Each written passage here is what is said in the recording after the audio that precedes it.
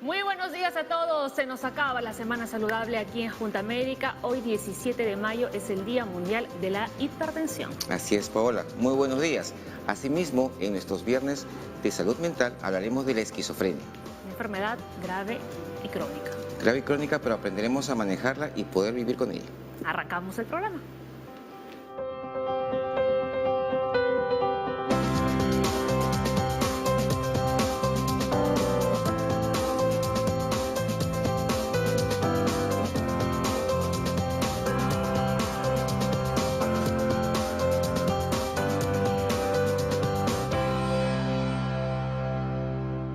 Muy bien, tenemos aquí nuestros titulares, ¿no? Decíamos que la esquizofrenia es nuestro tema del día, como todos los días. Les repetimos que pueden empezar a enviarnos sus consultas solo de 9 a 10. ¿No les... Así es.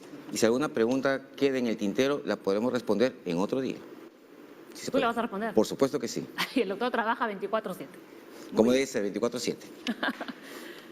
¿Qué más tenemos hoy día? Hoy también vamos a hablar sobre la hipertensión arterial, una enfermedad que está, pues, es de boga, se puede decir, porque tenemos ciertos hábitos saludables que no son muy buenos y que acá aprenderemos a ver cómo se debe manejar. Es un tema que ya lo hemos abordado aquí en la Junta Médica, pero queremos reforzar la información. Claro que sí, porque la hipertensión arterial es una enfermedad del día a día y hay que manejarla todos los días. Además, también vamos a hablar de nuestras mascotas y de la influencia canina. Sí, vamos a ver influenza. Vamos a ver ahora realmente qué enfermedades pueden ser transmitidas de las mascotas a las personas, porque no toda enfermedad de animal va a ser transmitida a las personas. En el caso de la influenza canina, ¿se podrá transmitir a los humanos? Si en algún momento hubiese alguna mutación, podría ser. Lo veremos ahora en el segmento Doctor Maguiña de mascotas. nos explica más adelante. Y bueno, realmente es un placer presentar a nuestros invitados el día de hoy aquí en la Junta Médica, porque vuelve Nora Rivas Plata, psicoterapeuta del Centro de Psicoterapia Psicoanalítica de Lima, y también el doctor Edwin Apaza, ¿no?, del Hospital Hermilio Valdizán, si no me equivoco. Correcto. Mira cómo me acuerdo desde el año pasado, no he mirado sus créditos, ¿qué tal memoria? Muy contentos, ¿no?, de que estén hoy nuestros invitados aquí en la Junta Médica para hablar de un tema tan importante como la esquizofrenia. Tenemos ya una consulta, bueno, más que una consulta, doctores, ¿no?, a ver lo que nos ha escrito una televidente ya desde el día de ayer. Rosa Murgía dice: felicitaciones por su programa, es muy educativo y ameno. Hablen de la esquizofrenia paranoide. Mi hija padece de esto y quisiera aprender para entenderla. A ver, adelante. Bueno, ante todo la esquizofrenia es una enfermedad de la psiquiatría, es una enfermedad crónica que tiene tratamiento y actualmente está muy sesgada y estigmatizada. Pero estamos acá para decir más cosas de esto. Norita. En realidad la esquizofrenia es un trastorno que produce serias dificultades para poder desarrollar laboralmente, socialmente. Hay muchas familias que no entienden qué cosa es lo que le puede estar pasando a un integrante de la familia y no logran reconocer, identificar los síntomas que podrían ayudarlos a detectar tempranamente la enfermedad y hacer un buen tratamiento, ¿no? Hay hallazgos, investigaciones científicas, todo el tiempo se está descubriendo cosas y ahora vamos a ver probablemente, ¿no?, todos estos aspectos relacionados con este cuadro que es tan crítico y, como decía el doctor, es crónico, ¿no?, si es que no hay un buen tratamiento, incluso irreversible. Claro que sí, Nora. Después del corte, ¿no?, empezamos ya a desarrollar el tema del día, que es la esquizofrenia, pero antes, decíamos, ¿no?, al inicio del programa que hoy es el Día Mundial de la Hipertensión y nuevamente hemos invitado al doctor Carlos Pino, cardiólogo del Hospital 2 de Mayo. Doctor, usted ya estuvo, ¿no?, cuando hablamos de la hipertensión. Sí, efectivamente, ¿no? Hace aproximadamente, creo, unas 2 semanas, acerca de la hipertensión arterial, ¿no? Ahora, es muy importante recordar el día de hoy, especialmente porque es el Día Mundial, porque puede traer, pues, una serie de complicaciones, ¿no? Lo importante, más que simplemente bajar la cifra de presión, es evitar las complicaciones que, como ya sabemos, pues son complicaciones que se pueden presentar a nivel cerebral, corazón, riñón y la retina, ¿no? ¿Hay algunos casos en que se pueda evitar la enfermedad? ¿O por varios factores hereditarios a veces es inevitable? Claro, es una pregunta muy interesante, ¿no? Actualmente los últimos estudios nos dicen que tiene, pues, la hipertensión arterial tiene una condición genética, ¿no?, que al final lo que trae como consecuencia es una alteración en una sustancia dentro del organismo, diferentes sustancias que al final van a producir una constricción de los vasos arteriales, ¿no? Lo que impide que el corazón bombee adecuadamente la sangre, ¿no? De tal manera que en ese momento sube la presión, porque el corazón tiene que hacer mayor esfuerzo para poder bombear la sangre, las arterias están más constreñidas, más estrechadas y la presión aumenta. ¿Okay? Doctor, una cosa que las personas piensan a veces es que cuando tienen ya diagnóstico de presión alta y tomaron sus pastillas, un mes se curaron. ¿Es cierto esto? No, eso también es un aspecto muy importante, ¿no? Sobre todo para las personas que nos ven y nos escuchan, ¿no? El tratamiento de la hipertensión arterial es de por vida. Se puede cambiar el medicamento, se puede aumentar la dosis, se puede disminuir la dosis, pero los medicamentos tienen que tomarlos de por vida. Eso lógicamente bajo la supervisión del médico o del cardiólogo, ¿no? Claro, y lo otro también que hay que recalcar mucho es que tenemos que cambiar el estilo de vida. Sí, también es bastante importante, ¿no? El concepto, ¿cuál sería, no? Para nuestros pacientes, de que no todo tratamiento es solamente, con respecto a la hipertensión arterial, en general tratamiento, también, doctor. claro, farmacológico, no es solamente eso.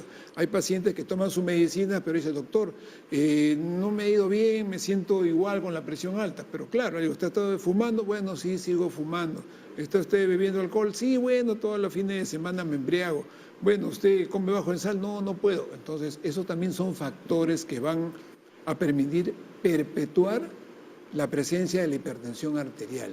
Y en ese momento incluso aumentar las dosis, porque tenemos pues nuestro enemigo que es la mala alimentación, la falta de ejercicio, y el paciente se queja diciendo no me hace efecto la pastilla.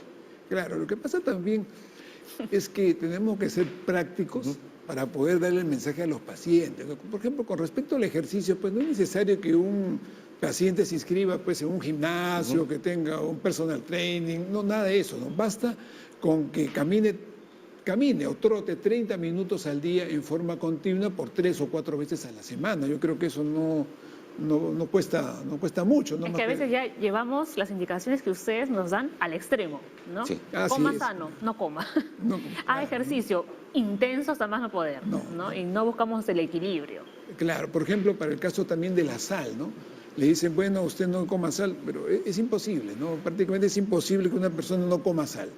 Yo siempre le digo a mis pacientes, usted puede comer sal, pero que las comidas no sean tan bajas de sal como para que sea desabrido. Claro, a ese nivel tiene que llegar, que no sea desabrido, un poquito más y ese es su límite para usted. Porque estarle diciendo coma usted pues, 1,5 gramos nada más de sal al día, pero ¿cuánto será pues, 1,5 gramos de sal? ¿No? El paciente no tiene pues de idea cómo podría ser, entonces se le dan explicaciones prácticas, ¿no? Otra, por ejemplo, que cuando compre alimentos en los supermercados, que vean las bolsas, porque ahora dice, ¿no? Está alto en sal, bajo en sal, lógicamente que consuman los alimentos bajos en sal. Otro concepto práctico también sería de que los productos procesados los evite, porque los productos procesados ya tienen sal para poder conservarlos. Claro, eso es cierto, ¿no? Pensamos que la sal la ponemos nosotros, pero el sodio ya viene incluido en muchos alimentos, viene en la carne, por ejemplo. Claro, así es, ¿no? Por eso debemos tener cuidado. No es solamente de que le retiren, ¿no?, la sal que está en la mesa, sino también tener cuidado en los alimentos que ya de por sí tienen sal. Los embutidos, por ejemplo. El atún. El atún, todas las conservas también tienen bastante sal, ¿no? O sea, hay que ser, digamos, un poco más precisos y prácticos en nuestras indicaciones, ¿no? A ver, doctor Pino, tenemos ya una consulta, ¿no?, sobre el tema del que estamos conversando ahora mismo. Elena Paredes, ¿un hipertenso leve puede revertir su estado como para dejar la medicación? ¿Qué efectos secundarios tiene la medicación de la hipertensión? No, como habíamos dicho al principio, pues el paciente hipertenso, salvo casos excepcionales, ¿no?, tiene que seguir tomando su medicación de por vida, ¿no?, para poder mantenerse con la presión alta. ¿Cuándo se considera que un paciente es hipertenso leve? El leve cuando tiene más o menos la presión sistólica entre 140 y 159 milímetros de mercurio y la presión diastólica de 90 a 99 milímetros de mercurio, ¿no? Pero bueno, había otra pregunta que también había ahí. A ver, ¿podemos poner nuevamente la consulta? Ajá. Consecuencia de la medicación. Exacto. Ajá. Ya, claro. Eso me lleva a darles un consejo.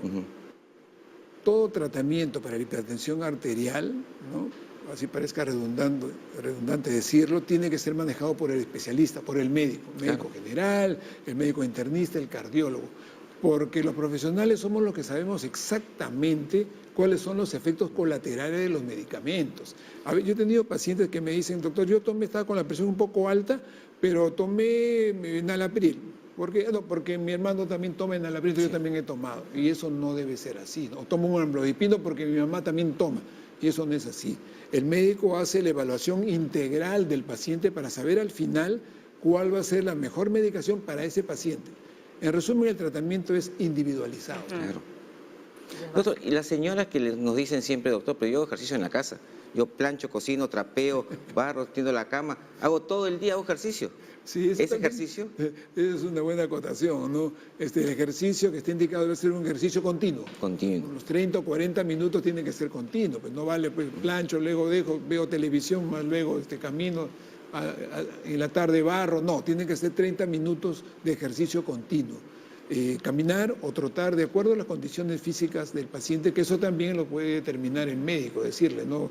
¿Qué condiciones estoy yo de hacer ejercicio, ¿no? O en casa uno mismo, ¿no? Puede hacer sus propios ejercicios. Claro, si es que tuviera una trotadora, lo puede hacer en casa, ¿no? También, lógicamente bajo la supervisión médica. Claro, ¿no? Algo de yoga de repente, tai chi, no sé, ¿también se serviría? ¿O es un ejercicio ya muy lento? Es más relajante. O más relajante. Claro, también ayuda porque en el sentido, como dijo el doctor, de la relajación. Porque otro de los puntos importantes que debemos controlar en los pacientes hipertensos, que no es farmacológico, es el estrés. Sobre todo el estrés laboral, porque ya está demostrado que el estrés va a producir un aumento en milímetros de 5 a 10 milímetros de mercurio o más a veces en la presión arterial, volviendo al paciente más susceptible a tener alzas de la presión arterial. En los que ya son hipertensos, lo descompensa. Claro.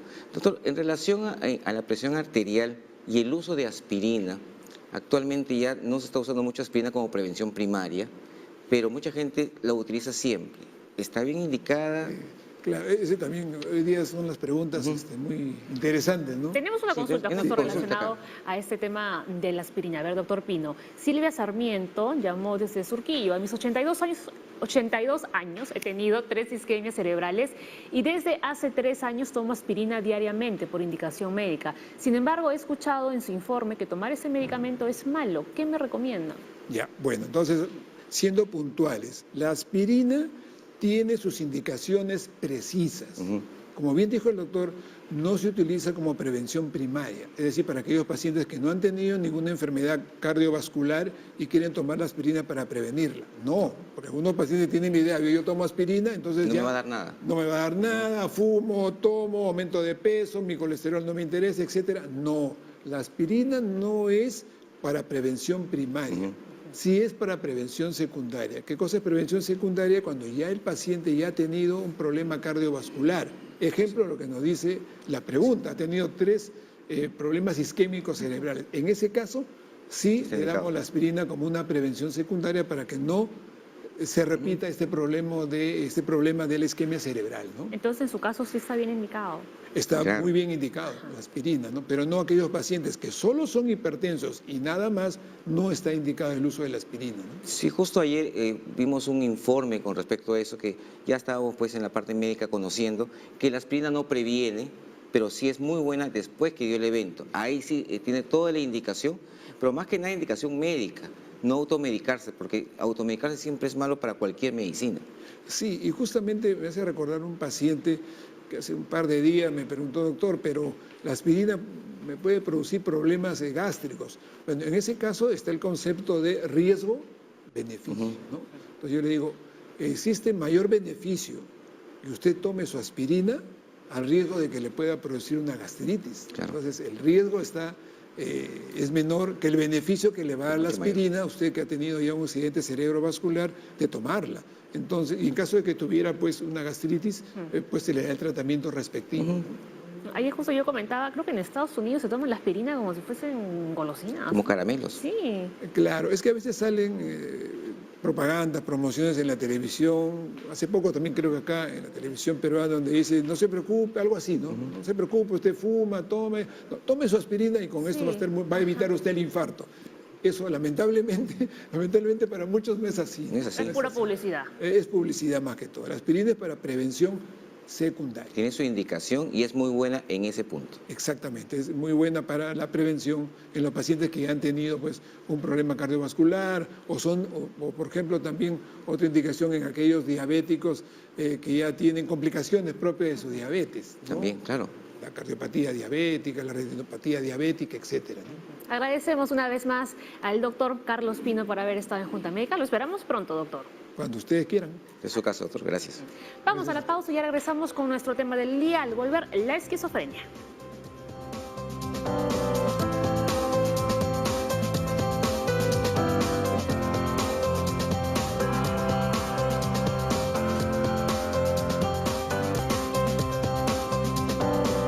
Estamos de regreso. Ahora sí, estamos en la mesa con los doctores de la Junta Médica.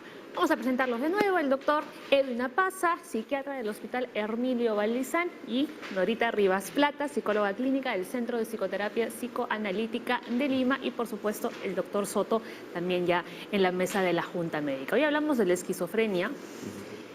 ¿Se cataloga como enfermedad o trastorno? Es una enfermedad. Es una enfermedad. ¿Qué es la esquizofrenia? Lo vemos aquí a continuación.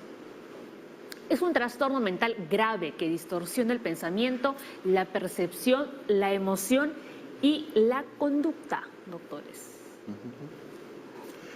Para que lo entienda la gente, o sea, la esquizofrenia, en nosotros los médicos y todos los que trabajamos en salud mental, son enfermedades las que tratamos. Es por eso que estudiamos medicina.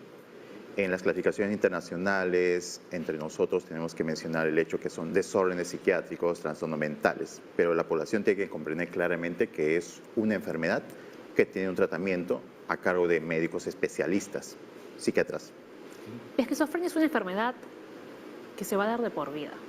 Así es, como dice justamente el mensaje, el enunciado, es un trastorno mental grave, ¿no? Justamente por eso es necesario que la familia, ¿no? Los cuidadores que están en casa puedan detectar tempranamente este trastorno con la finalidad de realizar también una intervención rápida, porque cuando este trastorno no se trata en su debido momento, se va haciendo crónico, ¿no? Conversábamos antes acerca de que por épocas hay algo que llamamos nosotros episodios muy activos, ¿no? Trastornos de pensamiento que se observan, se notan, ¿no? Formas de pensar raras, distorsiones de pensamiento, hay alucinaciones, pero después estos síntomas como que desaparecen momentáneamente y la familia erróneamente tiende a pensar que ya se curó espontáneamente y esto no ocurre porque luego este episodio vuelve a aparecer. Cuando aparece, ¿no? Se va deteriorando cada vez más áreas cerebrales y también la conducta psicosocial del paciente y se va haciendo cada vez más grave. Esos trastornos de pensamiento, ¿no? Le impiden a la persona interpretar la realidad de un modo coherente y por eso es que nosotros tenemos luego los problemas de muchas personas, mujeres que salen en la televisión y que lamentablemente son perseguidas a veces por personas que no están bien porque están interpretando la realidad que ven a través de la televisión de una manera totalmente distorsionada, ¿no? Son conocidos los casos de mujeres que están siendo asediadas, víctimas de acoso por personas que lamentablemente tienen este trastorno y hay que intervenir. Claro, básicamente tienen una percepción diferente de la realidad, ¿no? Son personas que están viviendo algo que para ellos es real, realmente, pero no lo es. Entonces comienza y su accionar va a estar obviamente alterado con el resto de las personas que están a su lado. Entonces la idea acá es justamente que los pacientes comienzan a tener toda una vida propia, por decirlo así, pero que está pues alterada de la realidad, ¿no? Lo vemos aquí, ¿no? Las personas con esquizofrenia no suelen ser conscientes de que sus dificultades provienen de un trastorno mental que requiere atención médica. ¿Sí? Pero acá tenemos que tener bien claro que hay personas de que sí muchas veces saben que tienen un trastorno mental. Por ejemplo, conoció el caso a través de esta película Una mente brillante. El matemático que sabía que había una alucinación y que él manifestaba de que iba a controlarlo. Y llegó a controlar de alguna manera, porque los efectos de los medicamentos eran muy fuertes. En esa época estaban todavía empezando la psicofarmacología. El primer medicamento antipsicótico apareció por 1950. Y sí hay personas que pueden darse cuenta de esto. Pero lo más fuerte no sería tanto de que la persona escapa a la realidad, sino lo que sucede con la esquizofrenia. Eso puede ser lo más llamativo. Pero, por ejemplo, en Japón, en la traducción de la palabra con esquizofrenia, ellos le hablan de una persona que tiene fragmentación de la persona. La persona poco a poco empieza a desestructurarse, empieza a perder, por ejemplo, este límite entre lo que es el mundo interno del mundo externo. Y es algo que verdaderamente, como las personas poco a poco van perdiendo sus facultades mentales. Tanto así que el que acuñó este término, Bleuler, hablaba de una demencia precoz, que ahora sabemos que es la esquizofrenia. ¿Una persona con esquizofrenia también puede tener identidades múltiples? ¿Identidades múltiples? No, eso hablamos de otro trastorno. Eso es otra cosa. Otra cosa. Ok, muy bien. A ver, identidad. Si bien algunos de los signos pueden parecer similares en la superficie de esquizofrenia, no es un trastorno de identidad disociativo. Correcto. O sea, la disociación es otro aspecto, es otro tipo de trastorno, otra enfermedad que no tiene, o sea, está catalogada en otro apartado. Acá es psicosis y esquizofrenia. Ok, no mezclemos las cosas. No. Muy bien. Nora, Así ¿una es. persona puede vivir sin tratamiento? ¿Y tener No, esquizofrenia? no. En realidad, lo que nosotros llegamos a ver cuando vemos a una persona que tiene esquizofrenia es un comportamiento desde una parte de su personalidad, que es la parte psíquica consciente. Pero en la esquizofrenia se alteran otros niveles de la personalidad, por ejemplo, el nivel celular, la cantidad de neurotransmisores que el cerebro produce. Entonces, eso no se cura solo. Ahí, en la esquizofrenia, tiene que haber un tratamiento con antipsicóticos, que los doctores explicarán posteriormente mejor, y además tratamientos psicosociales, psicoterapia, incluso terapia familiar e incluso terapia conductual, ¿no? Porque solo el cuadro no remite solo. O sea, como dije hace un rato, hay épocas en que desaparece aparentemente, pero después vuelve a aparecer, ¿no? Y esto provoca un deterioro progresivo, ¿no? De la persona. Una cosa que es importante es entender bien la palabra, como decía el doctor, esquizos es dividido y frenos es personalidad. Entonces, la esquizofrenia es una personalidad dividida. No es que haya múltiples personalidades, ¿no? Hay una división en la personalidad que le impide a la persona tener pensamientos coherentes, interpretar la realidad como nosotros lo hacemos, conectarse con el mundo de la forma como nosotros lo hacemos. Y ocurren episodios de mucho aislamiento social, ¿no? Entonces hay que estar atento a todo esto. Sí, justamente vamos a sacar unos síntomas de esquizofrenia que son parte también pues un poco de la clasificación, ¿no? Se sienten indiferentes ante situaciones importantes, oye y ve cosas que no están allí, las voces comandatorias, que es lo que vamos a hablar ahora, se siente observado, la esquizofrenia paranoide, ¿no? Que piensa que está caminando y todo el mundo habla de él, y mantiene posiciones del cuerpo extrañas. Hay más. Tenemos también cambios en la higiene o apariencia, por eso que podemos ver a veces muy desalineados a algunas personas porque no les importa mucho el aspecto, deterioro del estudio o trabajo, respuestas irracionales hacia seres queridos, manera de hablar o escribir sin sentido. Doctor, ¿qué es lo que más frecuentemente presentan sus pacientes que van a la consulta?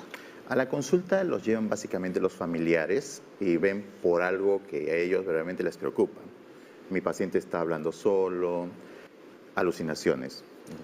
Mi paciente, doctor, cree que hay alguien que lo quiere matar, no acepta la comida de nosotros, las delusiones, delirios o esta interpretación errónea de la realidad, que ya fue descrito bastante en el pasado, que pueden dividirse en varios tipos.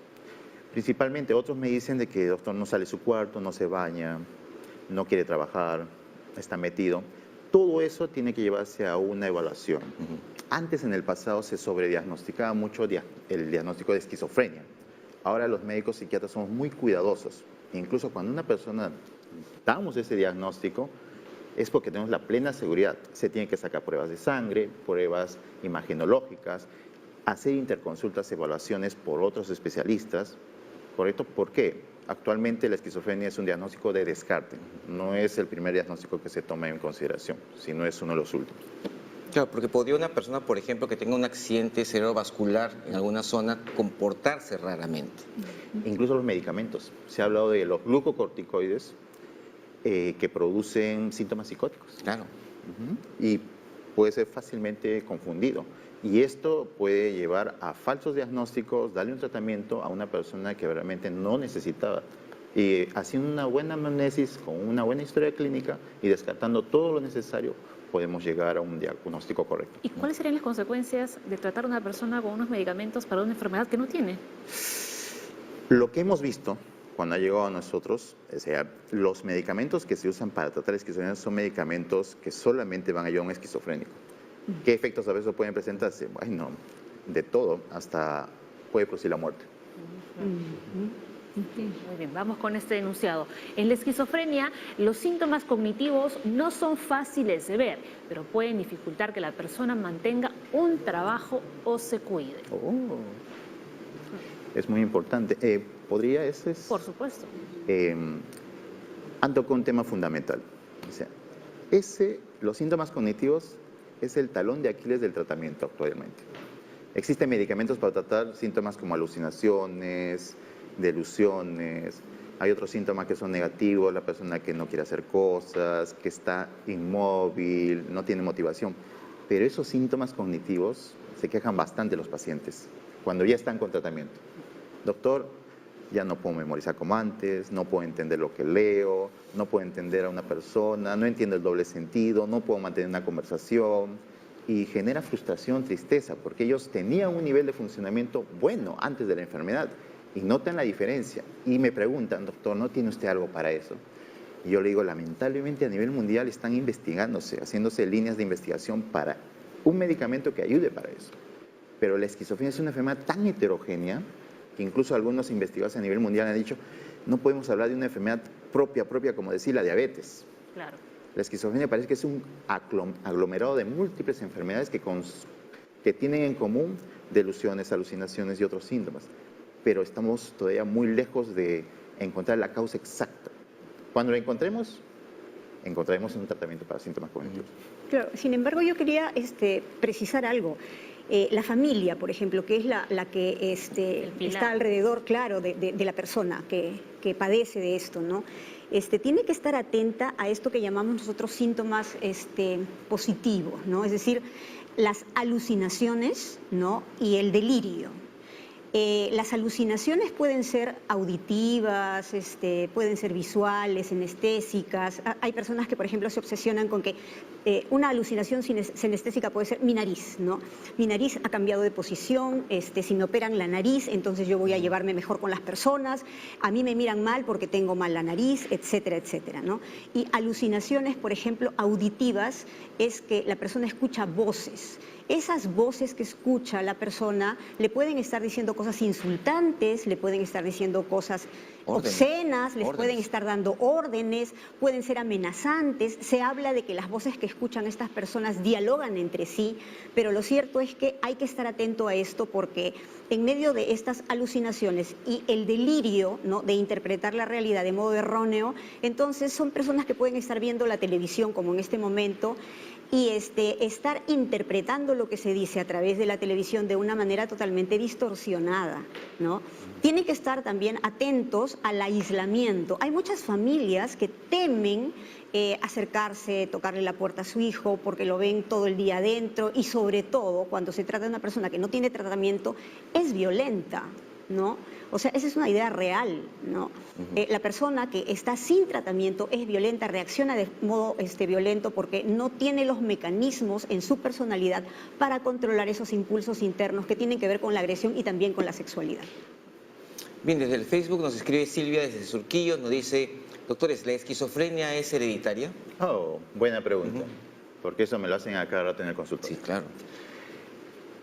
Hace tiempo ya se intentó buscar el gen de la esquizofrenia, como se intentó buscar el gen de la diabetes, de la hipertensión. A propósito, feliz día. Pero se han dado cuenta que no se podía encontrar. No hay un gen específico. Es como en otras enfermedades crónicas, es una enfermedad poligénica. ¿Qué quiere decir eso para los televidentes? O sea, que hay varios genes o zonas de los cromosomas que se activan simultáneamente o se apagan. Peor todavía, como un árbol de Navidad, así interprétenlo. Si visualiza un árbol de Navidad, un cromosoma, en la esquizofrenia hay zonas en donde se están apagando y otras se están prendiendo y están en investigación. ¿Que tiene un factor hereditario? Sí. Pero el hecho de que mi mamá tenga esquizofrenia, mi papá tiene esquizofrenia, ¿me puede aumentar el riesgo de tener una enfermedad llamada esquizofrenia? Sí, pero no es determinante. Se asocia actualmente, lo que se está diciendo actual es que la genética más factores ambientales van a confluir en una persona que es diferente, única en este mundo, y dependiendo de eso va a darse la enfermedad o no se va a dar. Tenemos otra consulta, Percy Aguilar. Un familiar fue diagnosticado con este mal por un psicólogo, pero al buscar una segunda opinión le dijeron que no lo tiene.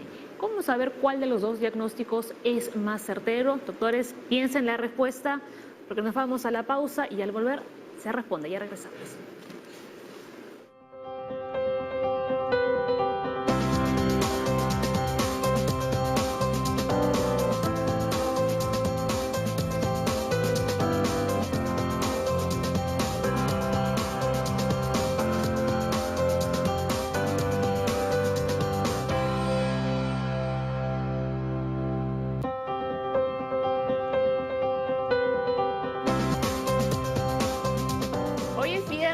De salud mental, pero también es viernes para hablar de animales de compañía en concreto, ¿no? Claro. Y también es viernes de reencontrarnos con doctores, ¿no?, que estuvieron en la primera temporada de Junta Médica y regresan en la segunda, como el doctor Ciro Maguiña, infectólogo del Hospital Cayetano Heredia.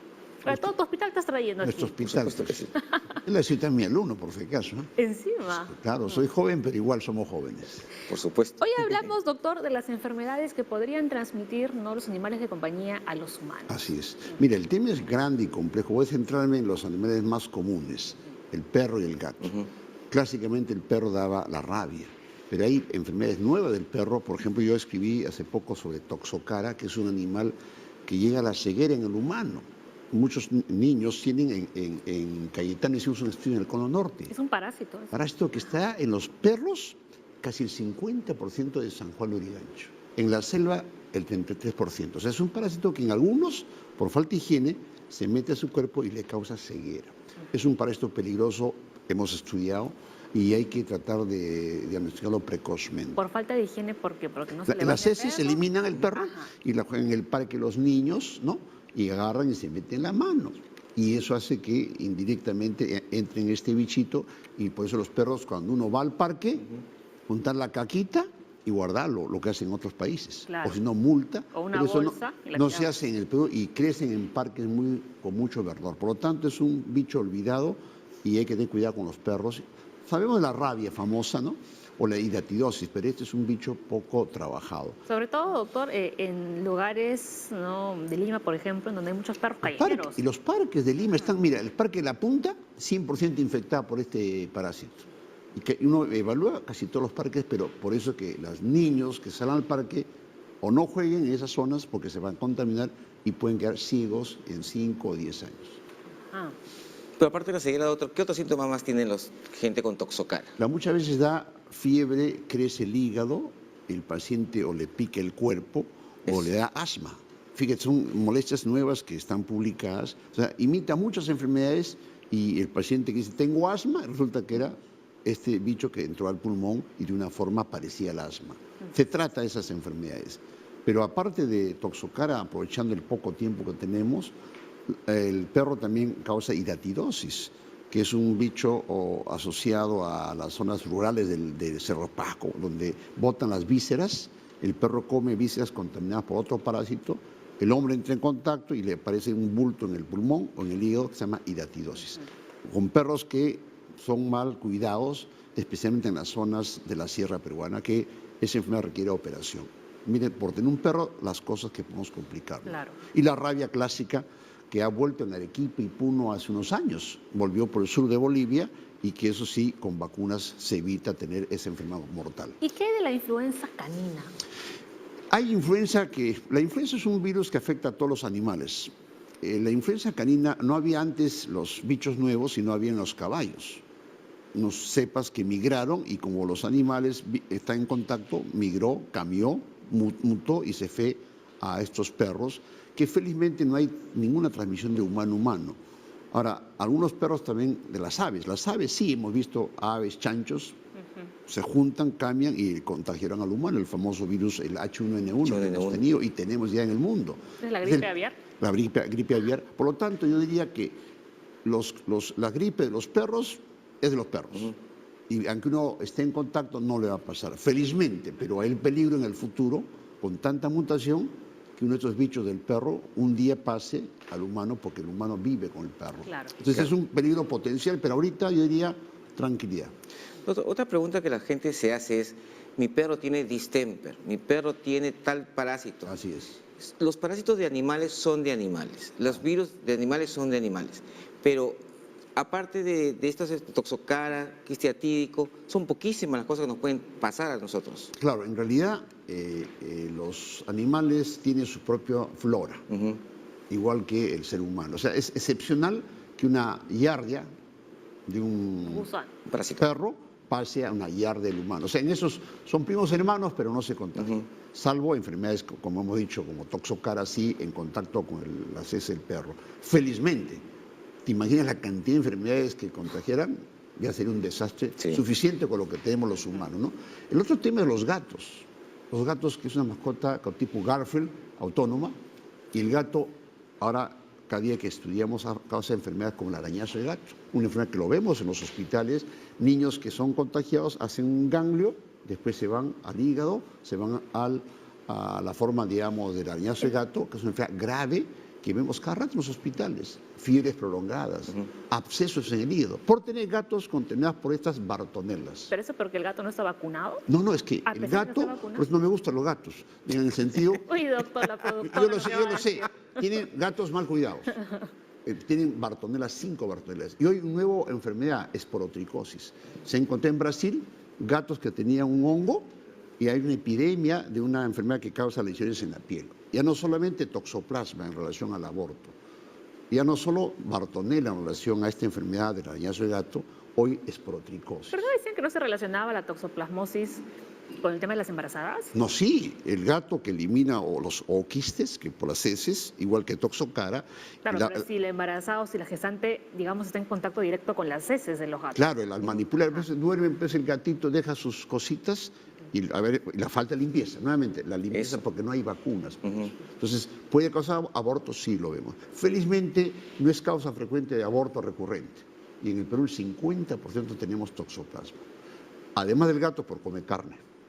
La carne también da toxoplasma. Por eso es que el gato, toxoplasma, bartonella, rabia también y ahora esporotricosis. Entonces, cuiden bien sus gatos. Acá la doctora tiene un buen gato, pero está bien cuidado. La mayor parte no lo cuida el gato. Claro. Y el gato bien cuidado es una mascota buena, pero el gato es autónomo, a diferencia del perro. El gato no hace caso. Hoy la enfermedad más importante son las bartonelas que le vemos en los hospitales y que a veces no responden a antibióticos. Por lo tanto, cuiden a sus mascotas, vacunen lo que hay que vacunar y la higiene es fundamental tanto en la casa como fuera de la casa, donde los gatos de Miraflores, recuerda, el parque Kennedy, lleno de estos bichos. Y la gente criándolo, criándolo, sin saber que se exponen a estas enfermedades. Claro, porque todo animal de compañía, bien cuidado, bien alimentado, controlado, no pasa nada. Exactamente. Y con las medidas de higiene necesarias. Claro, ¿no? porque yo siempre digo a los pacientes, cuando el perrito hace sus deposiciones, ¿con qué se limpia? Con la lengua. Así es. Y a veces, pum, le dan un beso al perrito en la boca.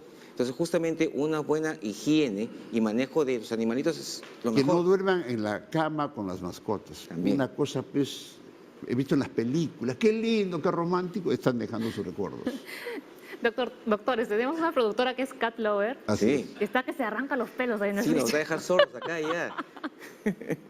No, pero por eso decimos, la prevención es igual que en los hombres. En general, como en todo. Exactamente. Claro. Por ejemplo, en Estados Unidos, en Europa... Lo que pasa es que los humanizamos, pues. Exactamente. Sí. Mira, tenían que tener cajitas especiales para que defequen y eso no se hace.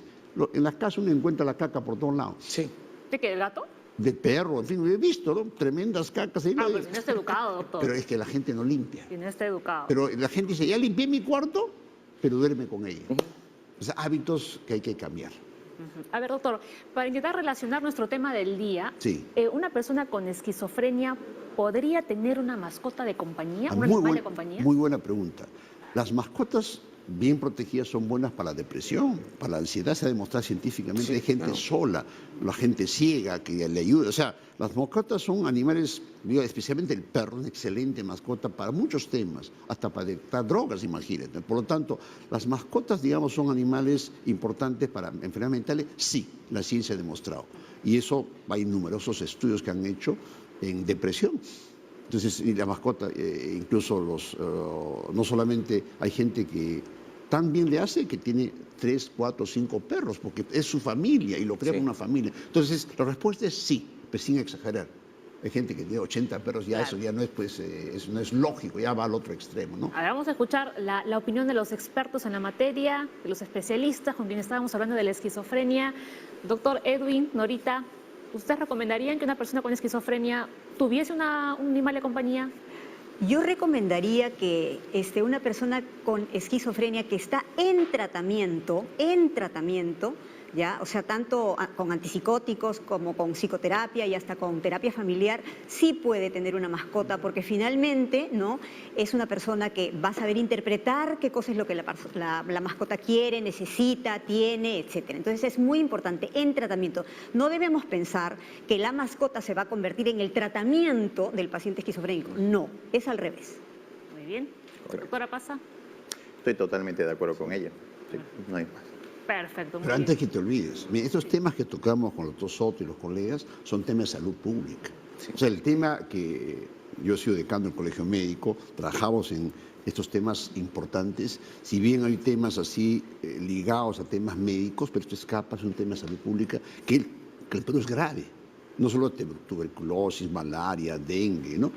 El tema de la salud mental que están tocando, y este tema de las mascotas parece una cosa anecdótica, es grave. Sí. Y la atidosis, los altos costos, ¿no? La rabia felizmente está controlada, pero tenemos la rabia silvestre, cuando uno va a las zonas tropicales de Selva. ¿no? Ujú. Entonces hoy día este estudio que te daba en este trabajo pionero es el primer módulo que hicimos con la OMS, gracias a los trabajos de investigación, pero la gente no sabe eso.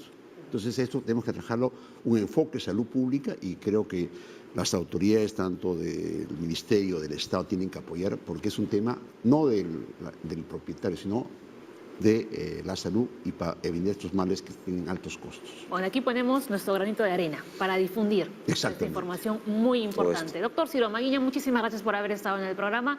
Lo esperamos para otro cuando hablemos Sí, de las mascotas. Pero no te olvides mi lema: ciencia, docencia y decencia. Ahí está, perfecto. Una pausa pequeñita, regresamos con las preguntas.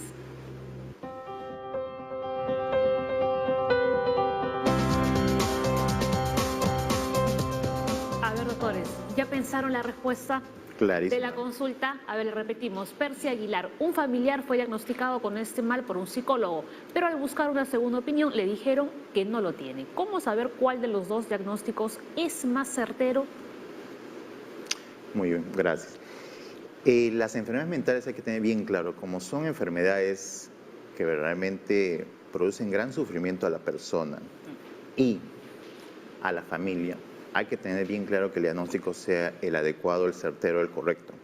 Lo tiene que realizar un profesional, y el profesional que estudió en la universidad para diagnosticar y tratar enfermedades mentales es el médico psiquiatra.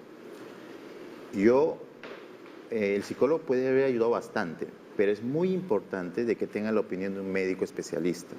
Ojo, yo tengo 10 años como psiquiatra y aún me cuesta a mí diagnosticar esquizofrenia en algunos casos, porque los síntomas no son tan claros al inicio. Hubo un investigador, Klaus Conrad, que hablaba de la esquizofrenia incipiente, donde él manifestó una serie de casos donde la persona no tenía las alucinaciones, no tenía los delirios, era lo que se tenía el trema. Y leyendo el libro uno se da cuenta de que hasta cuadros aparentemente depresivos, después se dio cuenta que era un cuadro esquizofrénico. O sea, hay que tener mucho cuidado. No se puede dar ese diagnóstico a la ligera, y tiene que ser de acuerdo a una serie de criterios, pero descartando enfermedades, pruebas de laboratorio, imágenes, por ejemplo. Yo quisiera decirle a la gente que está muy bien que siempre pregunten por otras opiniones, ¿no? Es muy importante, eso está reflejando de alguna forma la preocupación, el grado de preocupación que hay por saber qué cosa es lo que le pasa a la persona. Otra cosa importante es, los psicólogos tenemos diferentes especialidades, ¿no? Hay algunos que están muy entrenados en el campo psiquiátrico, hay algunos que estamos más entrenados en el campo neurocientífico, hay otros que estamos más entrenados en el campo psicoterapéutico. Entonces, siempre es bueno identificar hacia cuál especialidad es que uno tiene que llevar a la persona, ¿no? Sí, y lo otro muy importante es que cuando uno tiene que buscar una segunda opinión o una primera opinión, es llevar al paciente y preguntar delante de ella a la familia.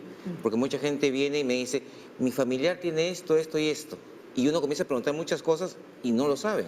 Así es. ¿No? Y también uno tiene que evaluar al paciente para ver si no es otra patología, otra enfermedad que está dándole los síntomas. Claro. Entonces, todas las opiniones que uno pueda tener está perfecto porque uno obviamente quiere un diagnóstico final, pero con una buena evaluación, con sus exámenes auxiliares en cada uno y llevar a los pacientes en cada una de las visitas y no decir o contar porque eso desafortunadamente no es posible. Así es. Correcto. O sea, está bien pedir una segunda opinión, pero una Sí. tercera, Siempre. cuarta, quinta, sexta, porque hay pacientes... No, que eso ya es al final- negación de enfermedad. Sí. A mí me pasa Sí. eso con pacientes con VIH, por ejemplo, Sí. que se tomaron con un médico, se tomaron con el otro y todo salió positivo, positivo, positivo. No, pero yo no tengo. Ajá, Entonces, claro. en esa búsqueda ya es otra cosa que está por detrás, que es la negación a la enfermedad. Sí, pues. Tenemos otra pregunta también del Facebook, Katniss Indira. Dice, conozco a una persona con esquizofrenia, pero no tiene tantos síntomas, solo voces y paranoia. ¿Es una esquizofrenia leve? ¿Puede ayudar el tratamiento conductual? Mira, o sea, ahí la persona lo que está diciendo es que no tiene tantos síntomas, solo voces y paranoia. Yo creo que estamos simplificando demasiado lo que esta persona que tiene esquizofrenia realmente tiene, ¿no? Hemos hablado ya hace un rato de que lo típico en la esquizofrenia son los síntomas positivos, ¿no? Que son los delirios y las alucinaciones. Entonces esta persona tiene alucinaciones auditivas, ¿no? Y ojo que hay algunos pacientes que son resistentes a tratamientos y porque no quieren ser apoyados al inicio de la enfermedad, porque no tienen conciencia de su enfermedad, esconden mucho de su sintomatología, ¿no? Entonces no existe esquizofrenia leve. Lo que existe es un cuadro que puede ir haciéndose crónico en la medida en que hay cada vez más recaídas y sobre todo cuando no hay un tratamiento integral, ¿no? Nosotros vemos, por ejemplo, ahí veo alucinaciones auditivas, es un criterio diagnóstico, paranoia, puede ser conducta paranoide o delusiones paranoides, un juicio erróneo de la realidad, ya es otro criterio. Ya con esos dos síntomas hablamos de una enfermedad severa, como es la esquizofrenia. Así es. La esquizofrenia, el tratamiento es siempre, por lo menos la paranoide, es siempre con psicofármacos, es la piedra angular. Un paciente que no recibe el tratamiento farmacológico adecuado no está recibiendo un buen tratamiento. ¿Cuáles son los tipos de esquizofrenia? Tenemos el cuadro, ¿no? Para que ustedes nos vayan explicando, ¿no? Cuáles son las diferencias. Está paranoica, desorganizada, catatónica, residual, esquizoafectivo. La esquizofrenia tiene diversas clasificaciones. Acá tenemos la que es paranoide, desorganizada, catatónica, residual. Ya. El esquizoafectivo no está dentro de esa clasificación. Ya. Correcto. La más frecuente es la paranoide, ¿ya? En la cual hay delusiones, alucinaciones. Desorganizada, en la cual la persona presenta una conducta que es inapropiada, que no tiene un fin, una finalidad. Aquella persona que empieza a hacer cosas, un desmane en la calle, empieza a hacer cosas como se está bañando con la ropa puesta, todo eso. Catatónica en base a su comportamiento. Por ejemplo, el catatónico, un esquizofrénico con catatonia muestra algunas posturas anómalas o puede estar inmóvil mucho tiempo. La residual, que se da después de un proceso activo, en la cual la persona queda con un efecto, digamos, secuelas, para que lo entienda la gente. El esquizoafectivo es un término americano, ¿ya? Ellos han acuñado ese término, esquizoafectivo, en lo cual se han dicho de que hay síntomas propios de la esquizofrenia y síntomas afectivos, pero es una mezcla. no está dentro de esa No lo clasificación. catalogaríamos como un No. tipo de esquizofrenia. No. En la esquizofrenia de tipo paranoide hay que estar atentos a este delirio de persecución, ¿no? La persona se siente perseguida, se siente amenazada, ¿no? O que hablan de él. Que hablan de él, tiene ideas autorreferenciales, es decir, piensa que si está en un lugar todo el mundo lo está mirando y eso es incapacitante para la persona, ¿no? Le produce serios trastornos de tipo psicosocial, ¿no? Incluso se retiran del trabajo, se retiran de los estudios, ¿no? Hay que estar muy atento en este caso en la esquizofrenia de tipo paranoide. Y en la desorganizada, hay que estar atentos también a estas características extrañas que presenta la conducta del paciente, como por ejemplo una risa en medio de una situación que no tiene que ver con alegría o placer, ¿no? Muecas, cosas extrañas que hacen las personas, de ahí el nombre de desorganizada, ¿no? Claro que sí. Harry Mendoza en el Facebook nos dice, ¿la depresión grave puede producir esquizofrenia? La depresión en sí es una entidad diferente, tiene una carga genética diferente y tiene otros factores diferentes. Lo que se ha visto que hay un episodio depresivo severo con síntomas psicóticos. ¿Los depresivos severos pueden escuchar voces? Sí. ¿Pueden sentir alguna conducta paranoide? Sí. Pero si no hago una buena anamnesis, una buena historia clínica, puede llegar algún colega a confundirlo. Claro. Y en lugar de darle un tratamiento para depresión, le daría para esquizofrenia. Y no es así. O sea, hay que tener mucho cuidado. Pero no es un factor la depresión grave. Hay otros no factores. desencadena. Claro, no una es esquizofrenia. Sí, pues. ¿No? Armando dice, ¿un psicópata tiene esquizofrenia? Son dos entidades diferentes. Una cosa es la esquizofrenia, que es un cuadro dentro de las psicosis, ¿no? Y otra cosa es la psicopatía. Son dos cosas totalmente diferentes. En la psicosis hay trastornos, como hemos visto, del pensamiento, hay delirios, alucinaciones, trastornos del movimiento, en fin. En cambio, en la psicopatía no existe eso. O sea, en la psicopatía hay premeditación, alevosía y ventaja en cada una de las cosas que hace, ¿no? La persona. Incluso puede fingir la enfermedad con la finalidad de esconder lo malo que ha hecho, ¿no? Son cosas totalmente diferentes. ¿Un psicópata puede fingir que tiene esquizofrenia? Sí. Sí. En los penales se ve bastante, porque la esquizofrenia es una enfermedad inimputable. Carlos Alonso nos dice, tengo a mi hijo de 18 años diagnosticado con autismo. ¿Cómo puedo saber si tiene esquizofrenia? No, el diagnóstico de autismo es una enfermedad ya de infancia. La esquizofrenia se inicia en la adultez temprana, 18, 20, 24 años. En mujeres un poco más tarde. Por eso las mujeres se quedan muchas veces ya con marido cuando debuta la enfermedad. En cambio los hombres, 18, 19, 20, ninguna mujer se la acerca. Pero el autismo es una enfermedad propia de lo que es en infantes. ¿Y cómo puedo saber si tiene esquizofrenia? Tiene 18 años. No me parece que está viéndolo adecuadamente, o sea, no. Yo lo estoy más preocupado, ¿no? por la base que tiene su hijo de autismo. Su hijo con autismo sí puede hacer síntomas psicóticos. Claro.